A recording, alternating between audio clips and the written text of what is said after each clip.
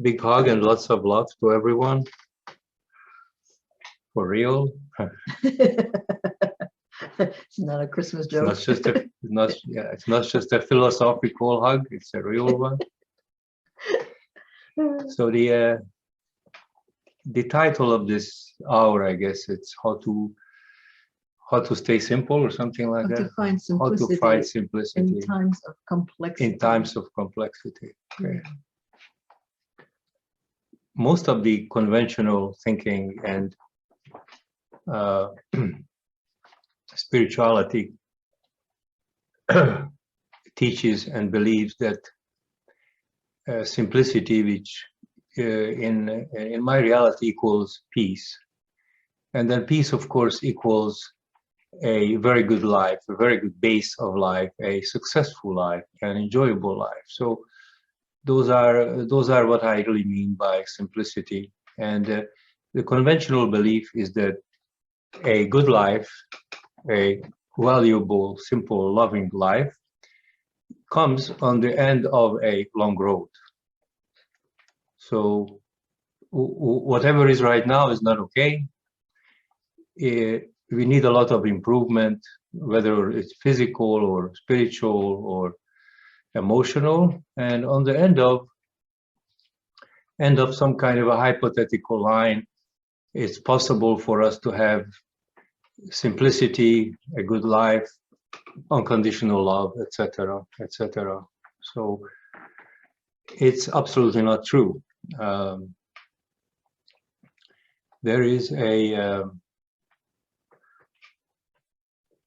absolutely perfection exists right now at this moment within us, and the within us, that expression have been used and overused. Usually when we think of within, we think of what sort of let me see, what sort of damage have I suffered, and based on the damage, what therapy I have to do or what needs to be improved, because of course, as it is now is not okay. Something exists within us that is absolutely perfect right now and does not need any therapy or improvement or anything like that. The conventional mind that we use right now is totally convinced that it's not that way. So we're here, one of the reasons we're here today is to kind of access that perfection together and perhaps learn a technique or so or more to be able to access it for yourself at any time. So you can always go to that perfect, simple spot that already exists. So no improvement, no cleansing is necessary to get to that point. We might as well access that perfection right now within us, since we only have an hour. But it didn't take time. It takes a long time to get to timelessness.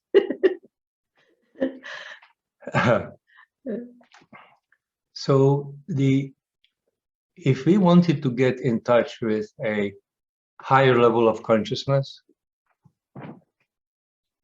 or absolute perfection, peace, where would that be? In the neighbor's house, in a seminar, in the barn? Where is it? The church? Where would I have to go to find absolute perfection? Well, it's within the body.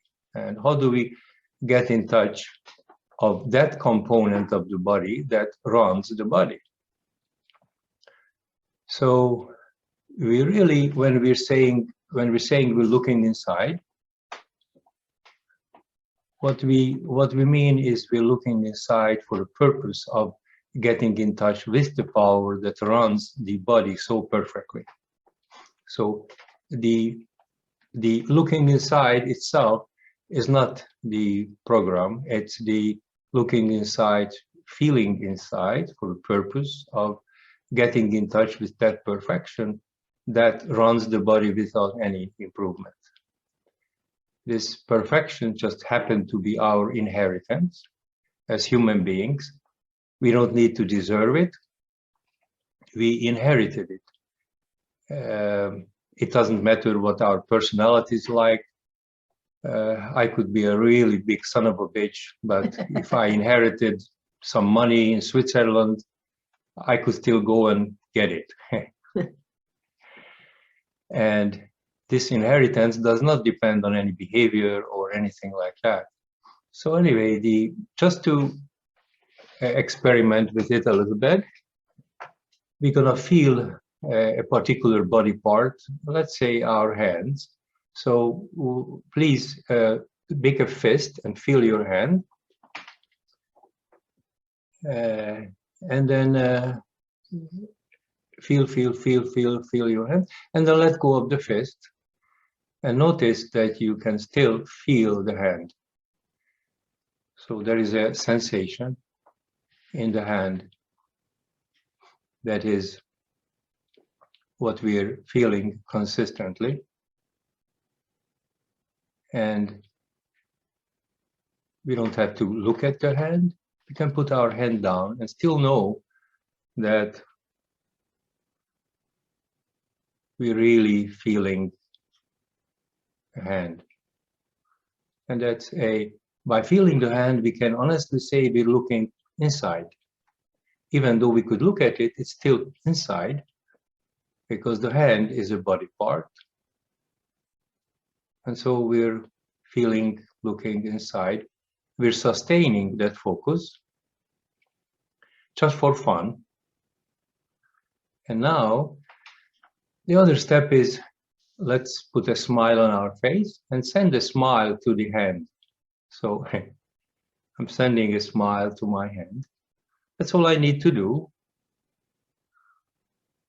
And sustain the focus, sustain the attention on the hand, which have been created perfectly. The hand and the whole body is really in a ratio called the golden ratio. From outside, it looks like golden ratio already. And it's held together and it's operated by the golden ratio, which is everywhere in the universe. So I'm feeling my hand and smiling at it. If any thought comes up, what we do with the thought, which is going to attempt to prevent this sustained focus, what we do with it is we chuckle. Chuckle simply is a quick, abrupt exhale. So if a thought comes up, I pull my stomach in, exhale very quickly. It doesn't matter whether the thought is a good thought, a bad thought, a spiritual thought, anything, any thought. And all I want to do is be aware of the vitality of my hand and sustain that focus.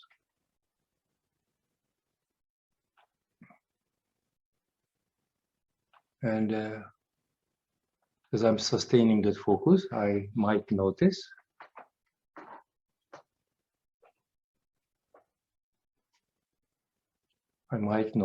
that, first of all, I noticed that my mind calms down. The mind, I usually, when I talk about the mind, I talk about the contrast mind that is in time. And I usually do something like this to indicate that there's a past and the future, and it's in a horizontal axis and is in time. It's the contrast mind that we normally use. And that mind runs like this and attempts to interrupt the ongoing focus. That's why we do the chuckle. We're not mad at the contrast mind because it's wonderful if you know how to use it properly. And eventually our quality of life in this reality as it's shifting will depend on to whatever extent we can use the two different kinds of mind. One of the mind that we're going to use, which mostly we haven't used as people, apart from the contrast mind, there is what I show it this way usually, I call it the angular mind. It's a different kind of mind. It's what connected to this absolute perfection. Angular mind is because it is always in an angle accompanying this normal contrast mind. It's called contrast mind because everything in it exists in comparison to something else. So the only reason there is black because there is white. The only reason there's tall because it's short, etc. So everything exists in it as a contrast. When the contrast mind is not connected to the angular or angel mind, we'll talk about this quite a lot more. When the two is not connected, the contrast mind is guaranteed to go into a conflict mind. Without the input of this perfection, consistent input of this perfect mind, the contrast mind will guarantee to go into conflict. Conflict within itself, conflict with society, conflict with friends, conflict with anything, really. It will operate so perfectly well when it learns how to connect to that perfect component of itself, which we call angular mind. Again, angular mind is an accompanying mind that's always accompanying the current one. It's never not there.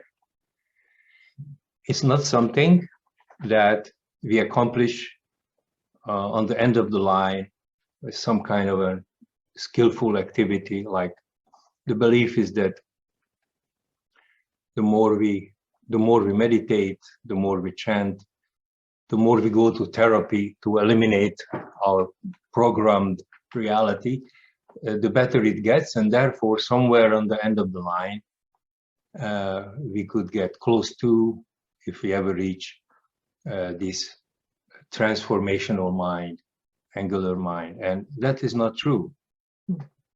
It's a huge lie, because this what we're talking about is always there.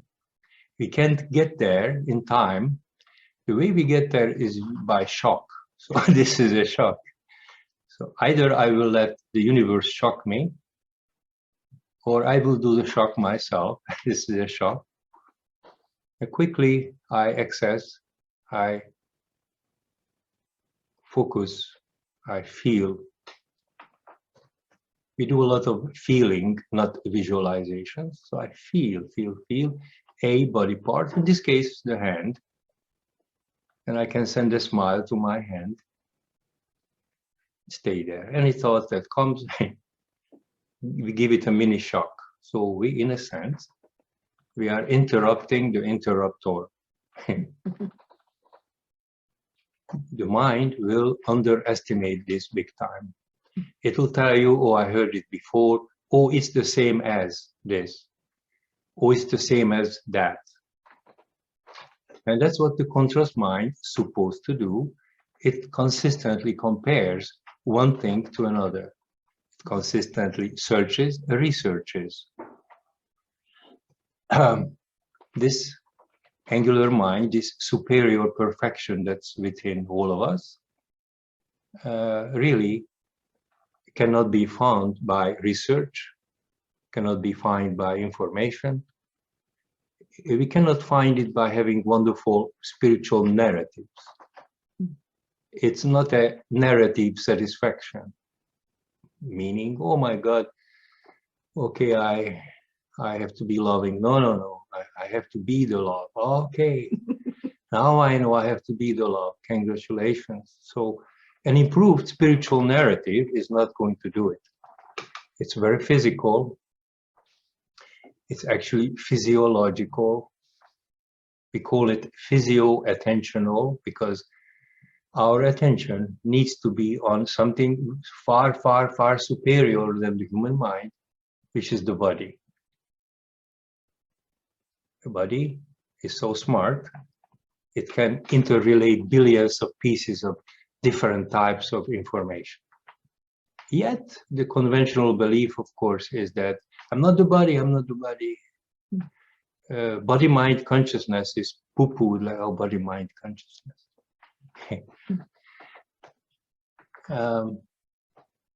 So it puts the body in a context within which it's rather than looking at as a superior something that we have, it looks at as a something that we have to overcome. The belief is that the mind, once the mind is straightened out, cleaned up, and once the mind is cleared from all encumbrances, etc., the body will kind of fall into a perfection. Not knowing that, of course, the human mind, the programmed human mind, is certainly not perfect. It's never going to be perfect. And we cannot use the imperfection of the mind to perfect the mind. It's like we're trying to get the goat to guard the cabbage. I'm hoping that, you know, in time the goat will learn and will not eat the cabbage. So there is a far, far, far superior to the mind intelligence that is within us, that is already perfect. And that's what we are after. The inner peace, the simplicity is located there. The higher consciousness is located there. Something holds the body together, and we have the right to access that perfect power, that perfect intelligence that makes my body work. So that's what we are after. That is where higher level of consciousness is. That's where permanent peace is. That is where simplicity is. It also provides us with with wonderful connectedness to the universe, because the body is a carbon copy of the universe. So if you want to get to know the universe, where do we go? We explore the inner world of the body, and that's equivalent to exploring the universe, as within, so without. So as a society, we're facing amazing challenges. We're all through history we have faced challenges, and we have always adopted. Did I pronounce it right? Adopted. Adapted. Adapted. Think Okay. of Adam. Adapted. Okay. It's a long A. Adopted. We were able to adapt. Adapt, yeah. Adapt to the situations all through history. More or less, mind you, we had to kill a few million people in the meantime, but what the hell, Collateral damage. Collateral damage. So, now what we're facing is amazing turmoil, exponential stress on everybody's life. We're facing financial challenges, emotional, environmental, big time. We're facing confusion between the family, between friends, between societies, and certainly the solution would be to communicate more and be together more with people. And of course, the exact opposite is being encouraged. The exact opposite, meaning they separate us. So being separated away, divided and more divided, we need to be between people, unifying with people, talking to people, not to go into entropy, but going to a syntropy, which is the opposite. its growth is not chaotic. That's where we find a good life. So the encouragement right now is the opposite. It's divide and conquer. And so any system exponentially goes into this chaotic thing. And of course, the contrast mind cannot follow it. There's so many changes we cannot possibly adopt and follow and adjust. We don't even know what information is or isn't correct. We don't know what to adapt to, you know. So the mind goes into super stress. So it's becoming super important not to participate in that bullshit. How not to participate is what the subject matter right now is. Now, when we're connected to universe, God, we can call it whatever we want. When we're actually connected to the body's intelligence, which is connected to the rest of the intelligence, then entropy is impossible, because we are superbly connected on a certain level to everything, every living thing, every human being is now connected with us. So that system that is connected to that is not going to go to that chaotic situation. So as we're facing our problems right now as human beings, it's very difficult to use conventional tools. We've been using conventional, traditional tools on this level to resolve our problems. Negotiations, positive mental attitude. Then we got into religion, maybe, which gives us some comfort. And we found spirituality that also gave us some comfort and helped us in the adjustment period, adjusting to the variation and shifts of life. It helped tremendously to know that I can calm my mind by meditating. It really helped. Right now, there's so much stress, such an exponential amount, that even if someone meditated all day to calm the mind, he will still need more and more and more. What the expectation right now of the universe, of this new paradigm, I do this a lot. What the expectation is not to adopt to the inadequate, not to keep adopting or trying to adopt to something that's in time. You need to be able to adopt to something that's not in time. Matter of fact, I would not even use that word adopt to that, because we can't adopt to something. We already have it. There's nothing to adopt to. We already have it. We already being in it. So what is expected right now is this ultimate connection. Many people would call it non-duality. But non-duality is a concept, is so much different than non-duality as an actual physiological feeling. It's physio-attentional. Like right now, if we keep some attention on the hands, smile at it, keep the attention on the hand. If you don't feel it, make another fist, feel it and let it be. This is just a very, very beginning of a different path that guaranteed to lead to peace and perfection, what is required right now.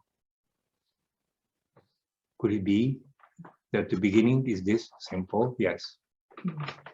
The conscious mind would guarantee to underestimate it.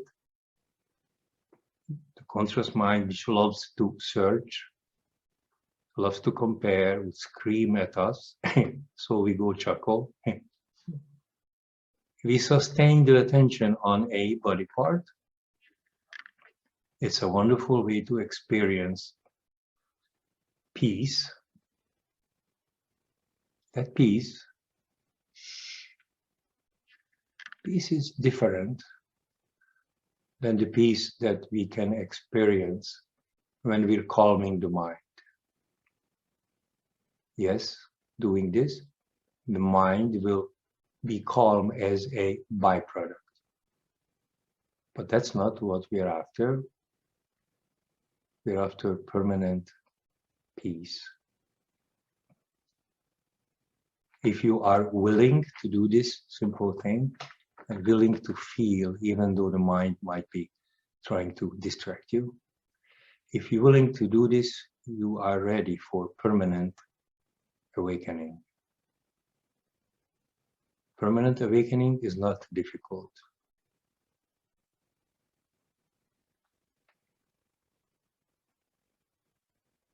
The conscious mind that deals with consistent comparison would like to make it difficult, but it isn't. Why would God make his or her children come home? Why would God put an obstacle in front of us that we couldn't overcome?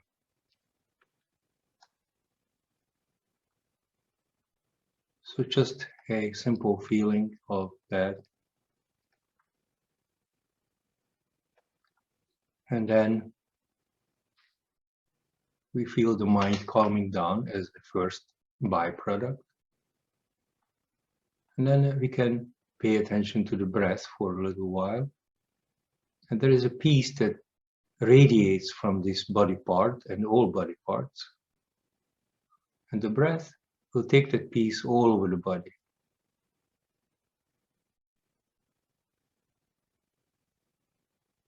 And again, this is just a wonderful beginning. It's kind of like you're searching for the gold mine, and this is the gate. This is the entry. We still need to learn how to enter, how to stay, and a whole bunch of things. But at least now we know where it is. Where it is, it's in the perfection of the power that makes the body operate. That's where it is. Our mind, which fully relies on our senses, would like to think that that is the superior thing. It's like a little flea that have an opinion of the elephant. We don't need to understand the elephant. We don't need to know how it works. But we need to know how to operate in it.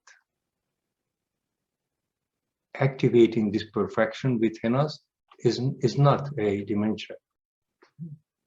It's before dimension came into existence. That kind of peace is what we are after. I love the English expression, pay attention. We're paying for it. Someone pays big money to try to get our attention, to program our reality so that it benefits them. The normal level of consciousness is all programmed attention. So all of our wealth, which is our biggest wealth, is attention. If we can free up the attention, that's the greatest wealth and the greatest investment. If we don't free up our attention, then it remains programmed. That means that it's a very bad investment. Because there is no freed attention. First of all, there's nothing to invest. Everything is encumbered and mortgaged to the hilt. There's no room for any attention other than programmed attention. By going into the intelligence what runs the body, really starts freeing us, freeing all our attentions. To waste it is kind of stupid. A normal person doesn't know that they don't know that they don't know. Unconscious incompetency. And the programming just keep on running, and then we watch TV, and then we have a beer, and then we die. Nice. So that's okay. But what's available to people who are not so normal like us is this amazing world is available. And the price we have to pay is only one thing: attention. Pay attention. Pay attention to the perfection that exists, then that will grow. And by grow, it doesn't really grow, it's always there. By what I mean by grow is that you'll be able to grab it, touch it, modulate it. We'll be able to be a master of it, of this perfection. You don't need to clean up karma. You just need to take our attention from the normal attention and go, oops. With enough knowing and practice and learning of the new set of skills, we'll be able to make that kind of peace and even deeper permanent. What skills? Physio-attentional skills. This is just a very, very small taste of the peace that's available on a very much deeper, more intense level. It's available to everyone permanently. And all we need to do is pay attention, invest our attention properly. The first course of action is what? Is to free the attention from encumberment, from programming. So here is all the attention is on this level, all the attention is encumbered. It's mortgaged, it's taken.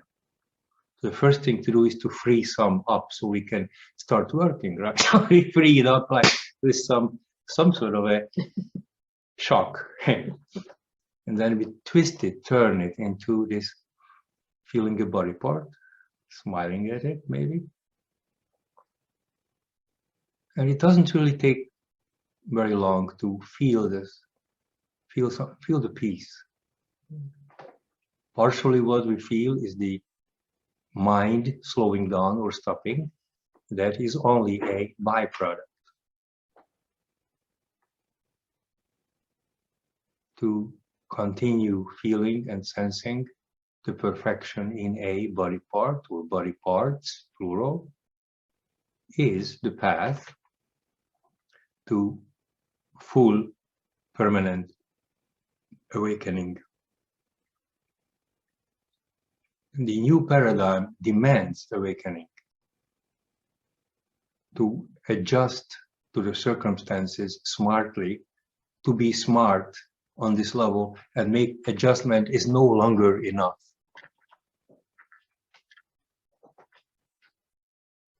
This type of awakening, connecting to the universe, so we never go into entropy, always connecting.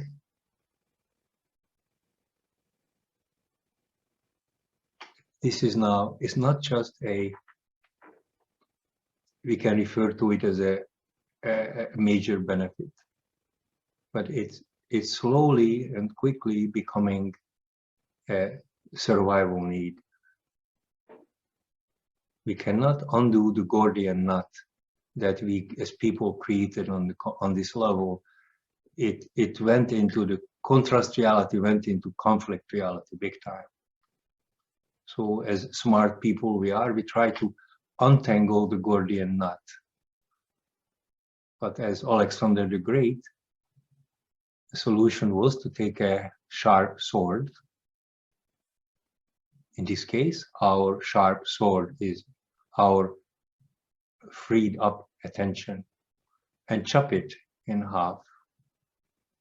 So we mercilessly eliminate any kind of attempt by the mind to pull us back to a programmed reality.